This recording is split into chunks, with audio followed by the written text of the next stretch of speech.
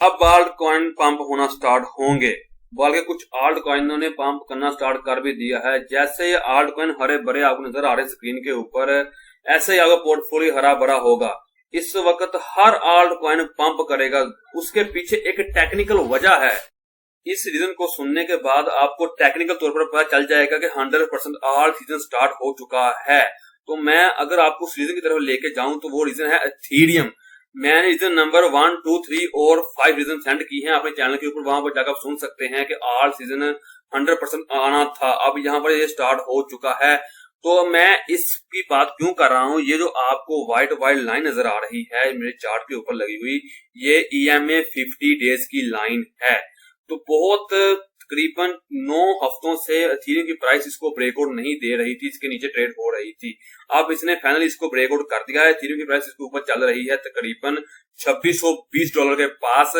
तो अब हम अगर पीछे देखें जब जाकर, तो जब एथेरियम की प्राइस ने इसको यहाँ पर ब्रेकआउट दिया था, उसके बाद एथेरियम की प्राइस चली गई थी $1700 से 4200 के पास।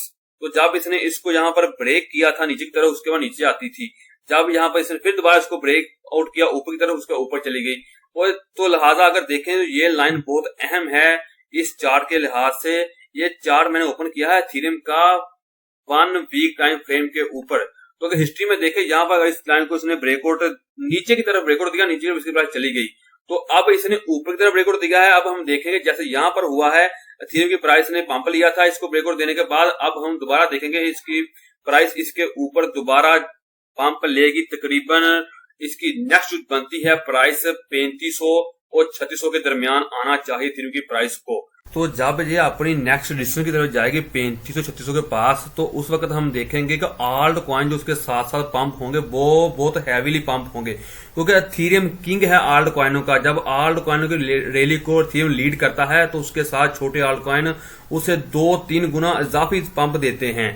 तो ये तो होगी इसकी एक मेन फंडामेंटल तौर पर, टेक्निकल तौर पर रीजन कि आल्ट कॉइन पंप होना स्टार्ट हो जाएंगे। तो क्या भाईजान हमें ये कंफर्म कर लेना चाहिए कि इस वक्त इसकी प्राइस ने ऊपर ही जाना है? तो उसके लिए मुझे एक बात आपको और बतानी चाहिए कि अब ये फेक आउट भी हो सकता है। तो फेक आउट को कंफर्म करने के लिए कि फेक आउट है कि ये सचमुच एक ब्रेकआउट हो चुका है, तो उसके लिए हमें 1 डे की कैंडल हैवी वॉल्यूम के साथ ऊपर क्लोज होनी चाहिए इस लाइन के, और साथ उसके बाद एक 4 आवर की कैंडल भी इसके ऊपर क्लोज होनी चाहिए। तब हम कंफर्म कर लेंगे कि ये फेक आउट नहीं, ये ब्रेकआउट ही है। उसके बाद आल्ट रैली स्टार्ट हो जाएगी।